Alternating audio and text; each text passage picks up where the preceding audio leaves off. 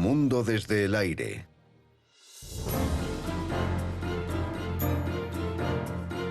Alemania.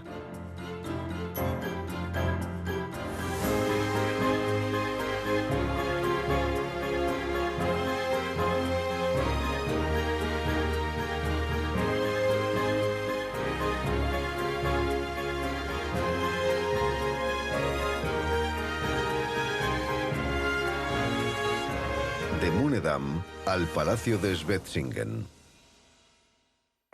Nuestro viaje comienza en el embalse de Mune, que desempeñó un papel importante en un famoso bombardeo de la Segunda Guerra Mundial. En la ciudad industrial de Duisburgo, el río Ruhr desemboca en el Rin, cuyo curso seguiremos hacia el sur durante el resto de este viaje. Cerca del río, en Colonia, se encuentra una de las catedrales más grandes de Europa, que se puede ver desde casi cualquier punto de la ciudad. Continuamos sobrevolando el río y exploramos la majestuosa garganta del Rin, que cuenta con 40 castillos, incluido el fantástico castillo de Stolzenfels, que es un excelente ejemplo del romanticismo prusiano del siglo XIX. La industria pesada que hubo cerca del río se convirtió en blanco de los bombardeos durante la Segunda Guerra Mundial, y Mannheim sufrió graves daños. Nuestro viaje termina en un hermoso palacio del siglo XVIII, en Schwetzingen, en un jardín donde se combina lo formal y lo paisajístico. Este es el embalse de Mune. Se creó en 1904 para suministrar agua al corazón industrial de Alemania, en la región del Ruhr. Pero en mayo de 1943, durante la Segunda Guerra Mundial, esto era menos tranquilo, cuando los bombarderos Lancaster de la Real Fuerza Aérea Británica lanzaron una serie de bombas de rebote diseñadas para esquivar las redes de protección y romper la presa con resultados catastróficos. Estos ataques formaban parte de la Operación Chastise, una serie de asaltos contra varias presas alemanas con el objetivo de sabotear la industria del acero del Ruhr. Esta operación también se conoció como la incursión de Dam Busters. Consiguieron hacerle una brecha, y la inundación resultante mató a más de 1.500 personas. También afectó a gran parte de la industria alemana durante un tiempo. Pero el embalse de Mune fue reconstruido en 4 meses, empleando a trabajadores forzados. El temerario ataque aéreo no tuvo el éxito que se esperaba, pero al menos proporcionó a los británicos, en un momento en que luchaban solos contra la Alemania nazi, el estímulo moral de demostrar que podían devolver el golpe en el corazón de Alemania. El transporte acuático, como veremos en este viaje, ha sido muy importante para Alemania durante más de 2000 años. A finales del siglo XIX, se construyeron canales para unir ciudades como Dortmund a las principales arterias del río. Los ríos de Alemania y los canales que se construyeron han creado una red de puertos industriales interiores, y algunos son mucho más grandes que muchos puertos marítimos conocidos. El puerto de Dortmund es el puerto fluvial más grande de Europa, con 10 muelles. Tiene 11 kilómetros de costa. El río Ruhr se encuentra con el río Rin en Duisburgo, en Renania. Desde la época medieval ha sido una ciudad industrial y en el siglo XIX se convirtió en un importante centro de producción de hierro, acero y productos químicos. Por esta razón sufrió importantes bombardeos durante la Segunda Guerra Mundial. Hoy, Duisburgo cuenta con el puerto interior más grande del mundo, con 21 dársenas y 40 kilómetros de costa. Se considera oficialmente un puerto marítimo, porque los barcos salen de Duisburgo con destino a puertos de Europa, África y Oriente Medio. Esta sección del Rin se conoce como el Bajo Rin, y es una de las 5 secciones que componen los 1.230 kilómetros del río que nace en Suiza.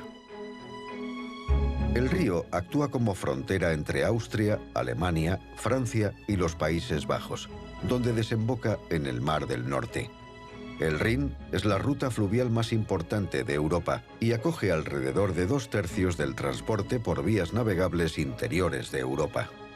Una de las ciudades más grandes que hay a orillas del Rin es en Düsseldorf, que también cuenta con puerto fluvial.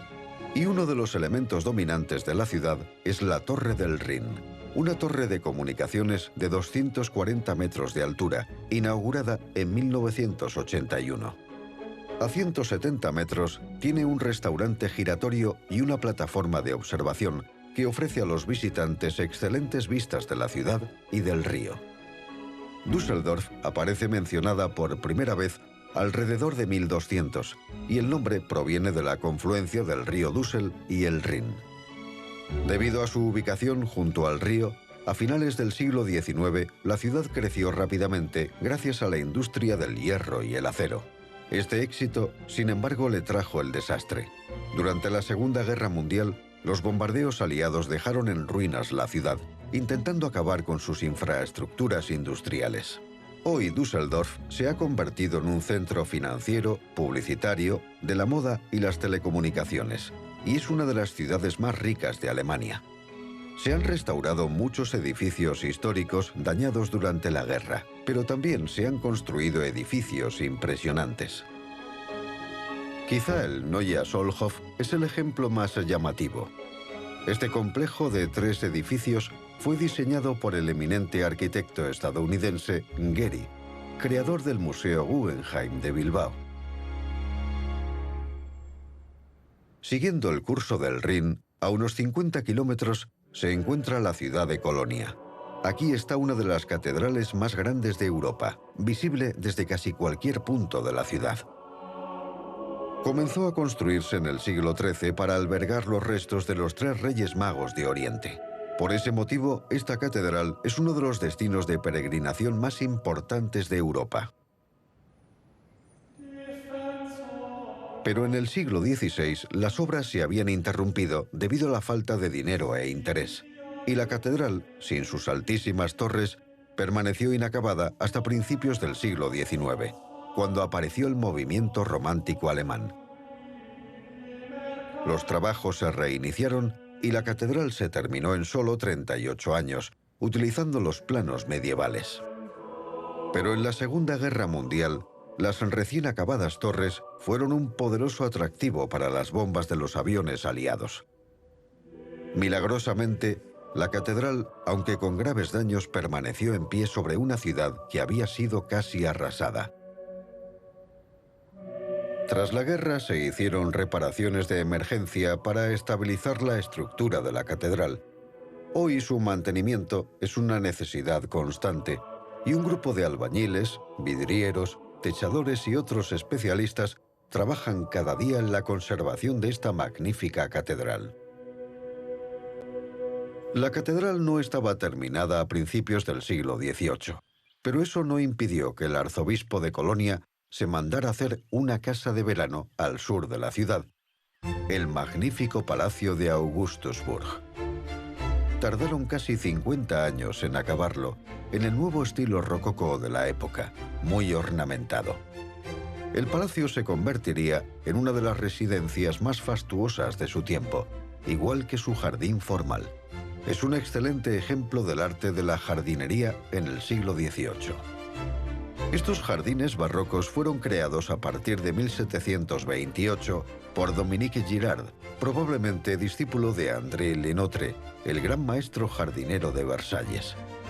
La pieza central del jardín es un parterre ornamental con delicados setos intercalados con terrenos de césped y grava de colores. En los bordes hay plantas que florecen entre mayo y octubre, en una estricta planificación de color y ritmo. Lo que vemos ahora es el resultado de una minuciosa restauración y representa uno de los ejemplos más destacados de jardín formal europeo del siglo XVIII. En 1984, el palacio y los jardines de Augustusburg fueron declarados Patrimonio de la Humanidad por la UNESCO. Hoy es un conocido museo y está abierto al público.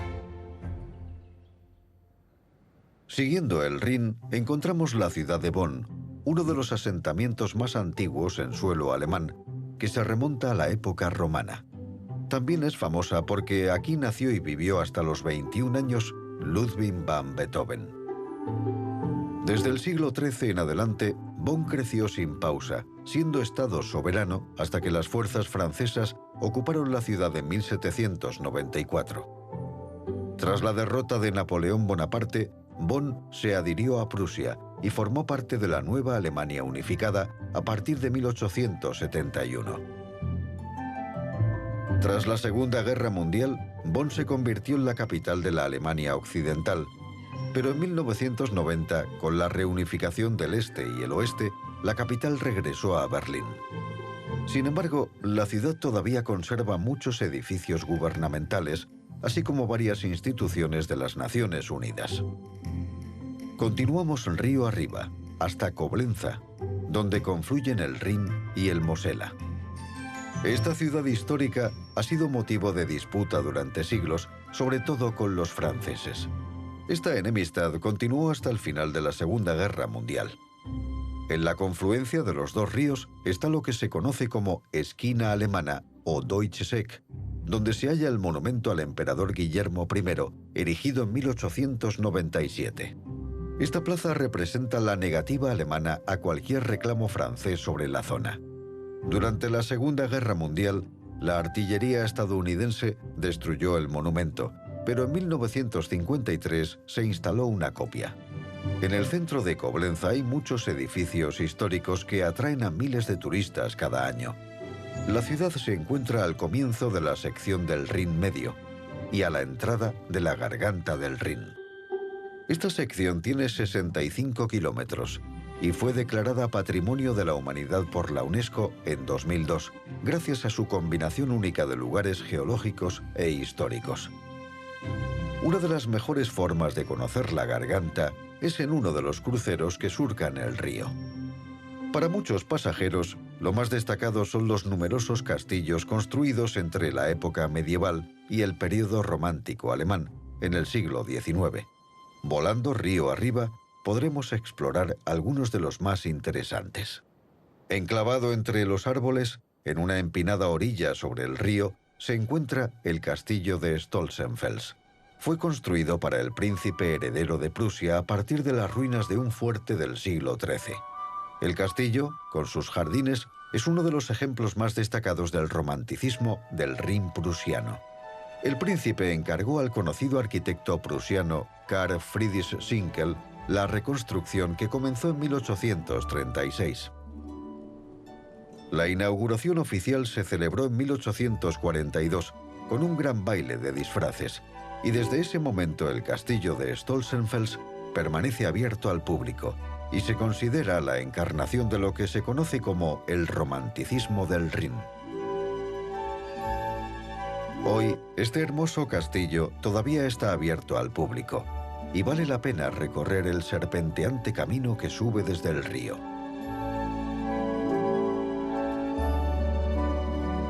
Río arriba y en la orilla opuesta se encuentra el castillo de Marburg, el único de la Garganta del Rin que nunca fue destruido. Alrededor del 1100 se construyó una primera torre de piedra que fue mejorándose y modificándose a lo largo de los siglos. A principios del siglo XIX, el castillo se usaba como prisión y hospital para soldados discapacitados, pero en la década de 1870 empezó a deteriorarse gravemente. En 1900 se vendió por un precio simbólico a la Asociación Alemana de Castillos, una iniciativa privada con el objetivo de conservar los castillos en Alemania. El castillo fue restaurado y es la sede de esta organización desde 1931. El castillo de Marburg es especial, ya que conserva completa la fortaleza medieval, con algunas adiciones posteriores. 20 kilómetros río arriba se encuentra el pueblo de Velmik, y sobre él un edificio con un divertido nombre, el Castillo del Ratón.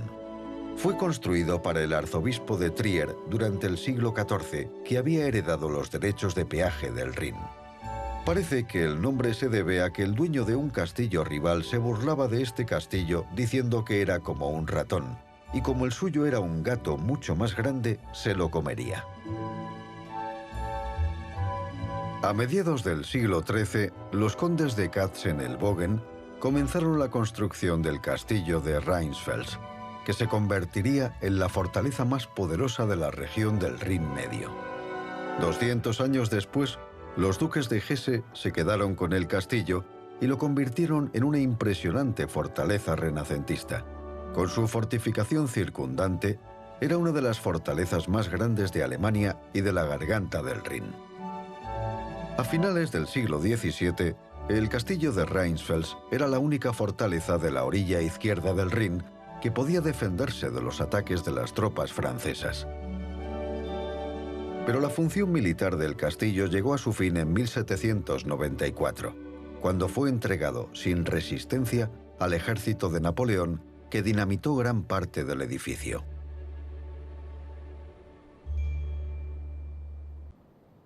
Con los siglos, el encanto del Valle del Rin ha dado lugar a muchas historias míticas.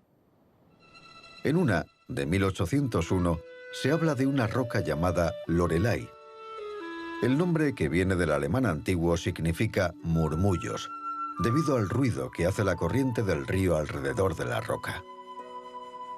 La leyenda cuenta la historia de una mujer llamada Loreley, traicionada por su amor y acusada de hechizar a los hombres y causar su muerte.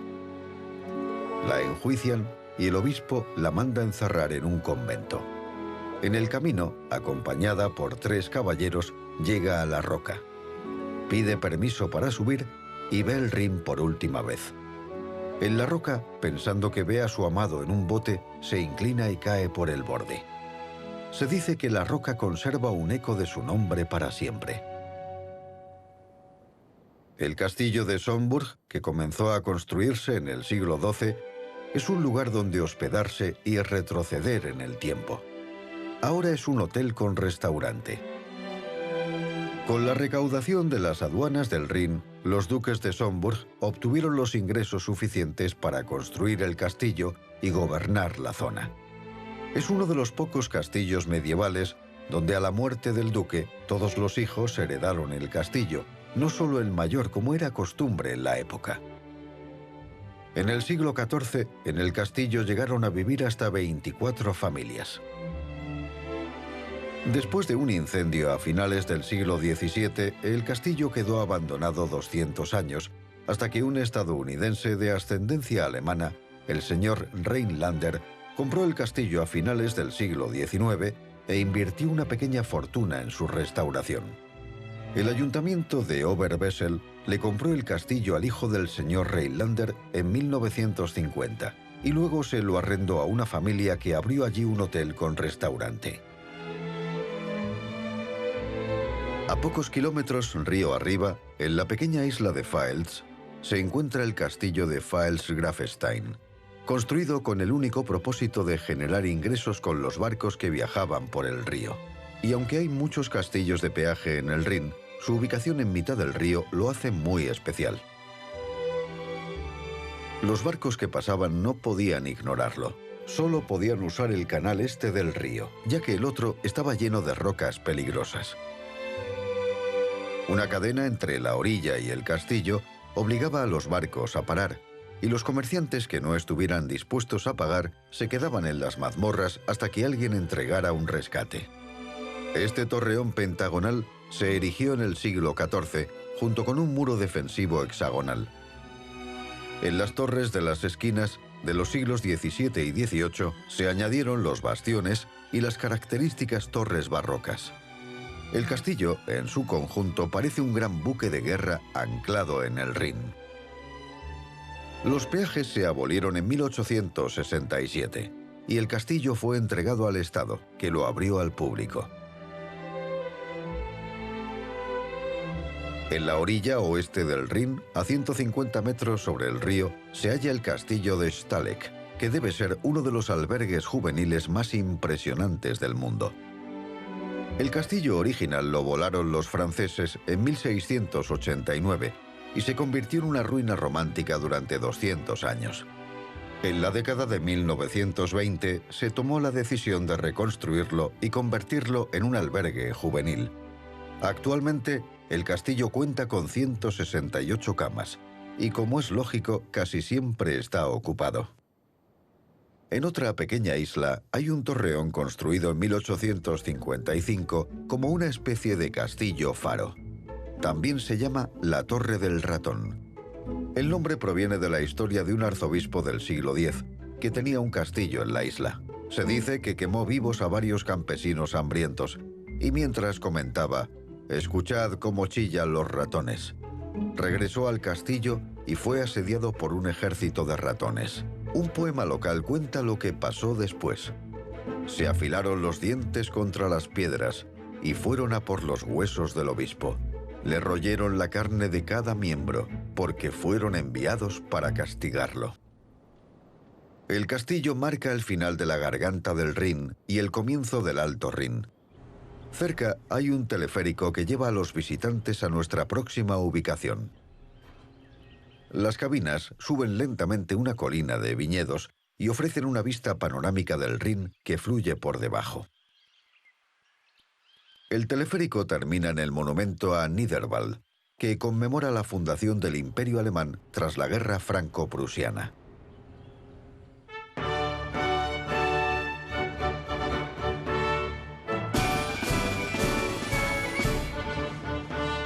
El emperador Guillermo I colocó la primera piedra del monumento en 1871 y la estructura completa tiene 38 metros de altura.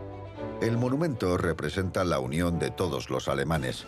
La figura de Germania sostiene la corona recuperada del emperador, así como la espada imperial. Debajo de Germania hay un gran relieve que muestra al emperador montado a caballo, rodeado por la nobleza, los comandantes del ejército y sus soldados. La inscripción del pedestal dice: «En memoria del levantamiento victorioso y unánime del pueblo alemán y la reinstitución del Imperio Alemán». 30 kilómetros río arriba está la ciudad de Maguncia, un lugar histórico, ya que aquí nació Johannes Gutenberg. Él inventó y difundió la imprenta por Europa, y alrededor de 1454, usando tipos móviles, imprimió la Biblia de Gutenberg. Casi en esa fecha se dio por terminada la Catedral de Maguncia, cuya construcción había comenzado a finales del siglo X. Los arzobispos de Maguncia, que también eran cancilleres y los príncipes más poderosos del imperio, querían que el tamaño de la catedral expresara su poder eclesiástico y político. Y la catedral es además un monumento histórico, ya que aquí eran coronados los reyes alemanes. Como otras catedrales, ha sufrido incendios, deterioros y reconstrucciones. Pero durante la Segunda Guerra Mundial no sufrió graves daños, aunque la ciudad fue bombardeada por las fuerzas aliadas 30 veces, destruyendo el 80% del centro histórico. La ciudad de Mannheim, 70 kilómetros río arriba, sufrió 150 bombardeos de los aliados. Fue una represalia por la devastación nazi de Coventry, en Inglaterra, y también un intento de destruir la industria alemana. Por eso, Mannheim fue un objetivo militar de importancia. En 1945, los aliados lanzaron 300 bombarderos sobre la ciudad, intentando provocar la rendición de los alemanes. El ataque causó un daño inmenso y un fuego devastador. Después de la guerra, la ciudad se recuperó lentamente y hoy vuelve a ser un importante centro industrial alemán. Terminamos nuestro viaje con un tono más ligero, en el hermoso jardín del Palacio de Schwetzingen, unos 4 kilómetros al este del Rin. Es uno de los mejores jardines de Alemania y de Europa. El palacio no es el que estaba planeado. Por raro que parezca, el gran jardín se diseñó antes de que se hicieran los planos del nuevo palacio. Pero no hubo fondos para edificarlo, por lo que se conservó el antiguo pabellón de caza. Por ese motivo no hay equilibrio con el tamaño y la magnificencia del jardín. Durante la segunda mitad del siglo XVIII, el estilo francés del jardín formal fue suplantado gradualmente por el estilo inglés del jardín paisajístico, una tendencia que se extendía por toda Europa. Y en ese contexto se levantaron otros edificios como la mezquita, construida cuando el estilo turco se puso de moda. También hay ruinas y templos construidos a propósito que se agregaron al diseño del paisaje. Schwetzingen es un soberbio ejemplo que ha sobrevivido, donde se mezclan el estilo formal y el paisajista, formando un todo coherente. Un hermoso lugar donde terminar este viaje.